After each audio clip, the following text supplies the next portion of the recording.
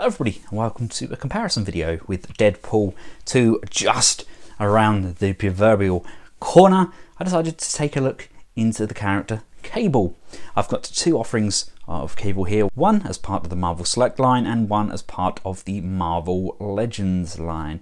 And I'm trying to decide which is the most definitive version of Cable. Now, Cable's real name is Nathan Christopher Summers, and he contracted a techno-organic virus constructed by Apocalypse. He was sent 2,000 years in the future to learn how to control his telekinetic powers, which in turn allowed him to control the virus that was infecting his body, turning him into a kind of robotic cyborg and allowing him to interface with machinery. He then returned to the present day, where he took upon himself to lead the New Mutants, adopting the name of Cable and X-Force. Now, to complicate matters even more, he and his colleagues at X-Force took it upon themselves to stop and destroy Strife and the uprising of Apocalypse. And Strife is Cable's clone. The comics got weird. Anyway, let's take a look at both versions of this character. Now, having both these Cables alongside each other, I love the fact that the Select has gone for the kind of dirty wash, as much as I love the sculpt on the Marvel Legends version. He looks too pristine. I like what they've done with the torso, and the head sculpt on both figures is exceptionally good. It's just that Marvel Select are renowned giving us very nicely painted figures, and they haven't failed here with Cable. He's not perfect. When we take a closer look at that face sculpt, it does look like he has holes on his chin as opposed to stubble, but the black wash and kind of grime that they've applied to the character and all of his weapons really does make him stand out when it comes to the paint. Unfortunately, I just think the Marvel Legends version just looks too clean. Now, the Marvel Legends Cable comes with 3 guns in total, and the Marvel Select Cable comes with 5 guns and a knife. So they really have packed in as much as they can into that pack. And of course, the Select is sold on his own as an independent figure, and the Legends version is sold under the Deadpool banner as part of the Sasquatch Build-A-Figure range. To give you a closer look at those head sculpts, here they are both together. Now, I love what they've done with the Hasbro Legend version there, especially the kind of electrical spark going on from the eyes. I love that grimace on his face. They've done a nice job with the hair there as well, and he's got that antenna coming from the side of the head, whereas Marvel Select have decided to give us Ron Perlman. It looks exactly like Ron Perlman did when people teased images of him trying out for Cable, and it looks really close. That's a fantastic likeness, whether it's intended or not. Ammunition wise, you can see they've both opted for very similar approaches on his tactical vest. Select, in my opinion, definitely has the added detailing that I would expect for Cable, but at the same time, it basically murders any form of upper body articulation. Let's take a look at the accessories that come with the Marvel Legends version. They're not just matte black, they do have a kind of blue wash over the top, and I do have a slight bend on that pistol there. Now, the pistol is designed to store in the holster at the side that can just slide down inside like so. We have this rather large sort of chain gun pistol there as well, again sporting that blue wash over the top. And as you can see on the back there, he has his token massive great rifle.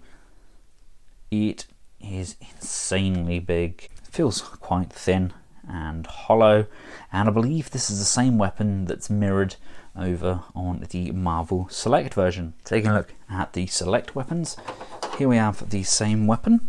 In my opinion, again, it's got a really fantastic paint scheme. Really love what they've done with that. It's a very nice black wash over the top. It's come out really nicely.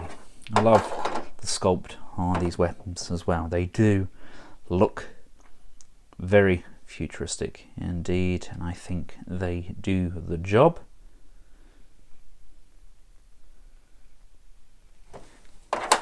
Get a pistol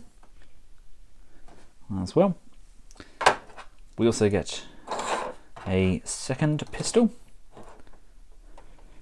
which can be holstered in the side. And we actually get a smaller pistol as well as a separate holster. That can just be removed and that can be slid in there, and if you choose to, you can then holster both of those larger firearms like so. We have a knife in the back there. The sheath is just on the back of the shoulder. There we go, that is the Mavel Select weaponry.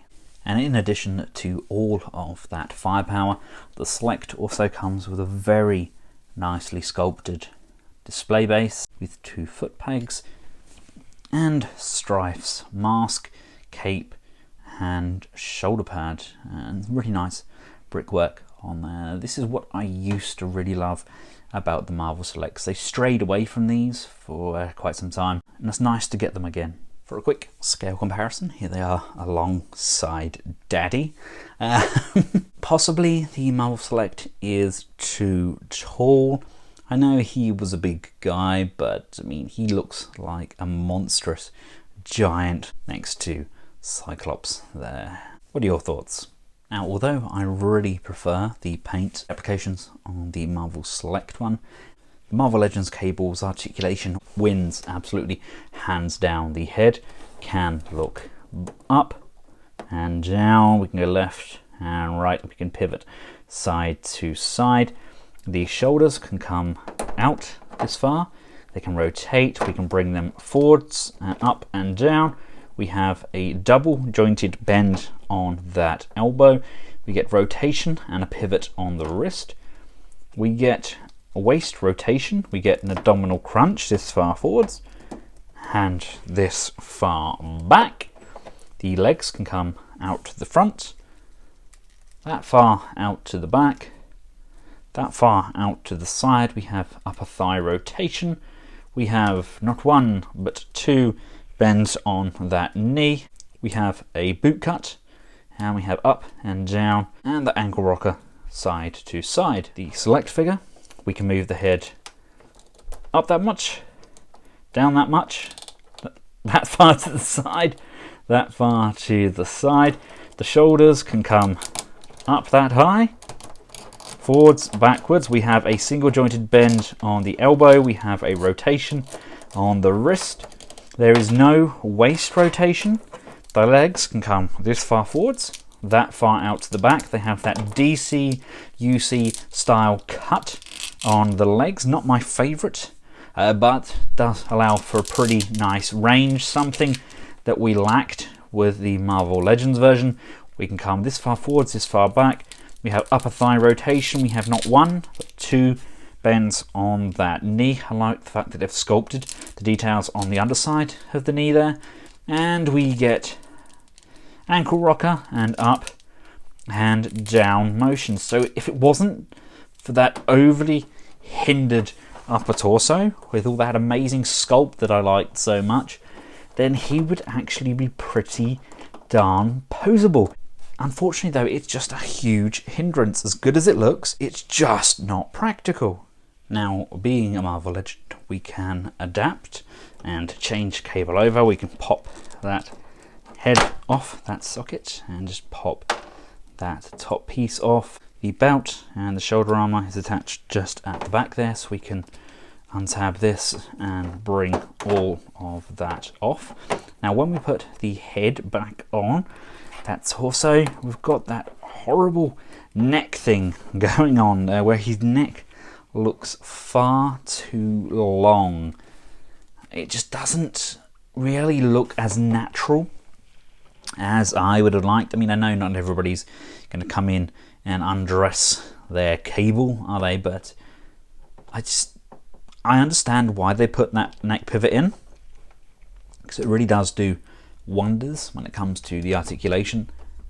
But at the same time, it just doesn't look as natural as I would like.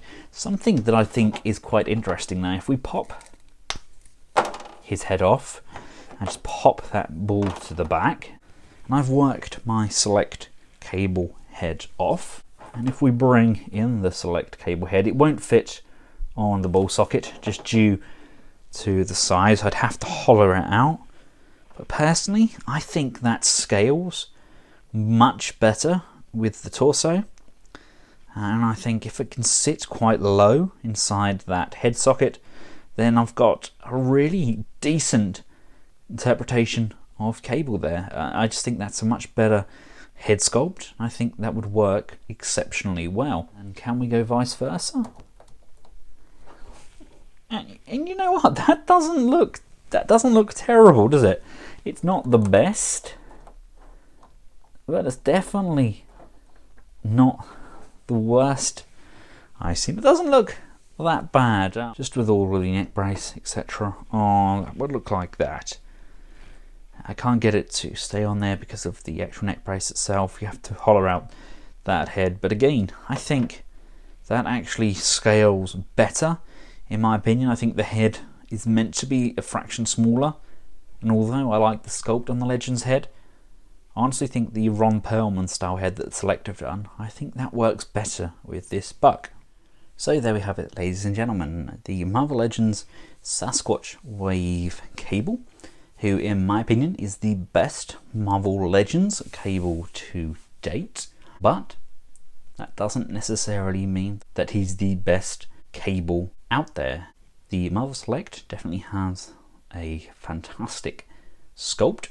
The Ron Perlman style head is brilliant in my opinion, albeit his stubble looks more like scars, and that limited articulation on that upper torso really doesn't allow him to hold his weapons in a very natural manner. Posing him is quite difficult. He can do the straight up really well, but anything other than that, then he struggles. I just wish I could transfer that paint scheme, the way that they painted him up and the attention to detail, over onto that Mavel Legends figure, because as good as it is, he just looks far too pristine. Which one of these two do you think won? Click the poll at the top of the screen by hitting that information button, and fingers crossed, let's hope we get a Josh Brolin cable to add into the mix. Until next time, from myself and Nathan Christopher Summers, goodbye.